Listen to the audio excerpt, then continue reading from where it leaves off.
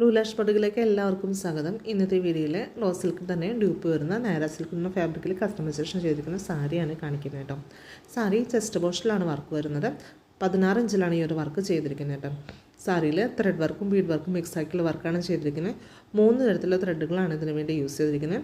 ബോർഡറിൽ ഫിനിഷിങ്ങിന് വേണ്ടി പൈപ്പിംഗ് കൊടുത്തിട്ടുണ്ട്. ഓൾ ഓവറായിട്ട് പൈപ്പിംഗ് സെറ്റ് ചെയ്തിട്ടുണ്ട് കേട്ടോ. അതായത് ചെസ്റ്റിലും ഔട്ടറിലും സാരി ഫുള്ളായിട്ട് പൈപ്പിംഗ് കൊടുത്തിട്ടുണ്ട്.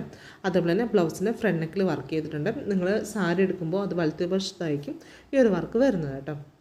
അതേപോലെ തന്നെ ഈ സാരിയിൽ ബ്ലൗസിൽ വർക്ക് ചെയ്തിട്ടുണ്ട്. ബ്ലൗസിൽ ആ ഒരു ഷോൾഡർ പോർഷനിലാണ് വർക്ക് ചെയ്തിരിക്കുന്നത്. സ്മോളായിട്ടുള്ള ചെറിയിട്ടുള്ള ഒരു വർക്കാണ് ചെയ്തിരിക്കുന്നത് കേട്ടോ.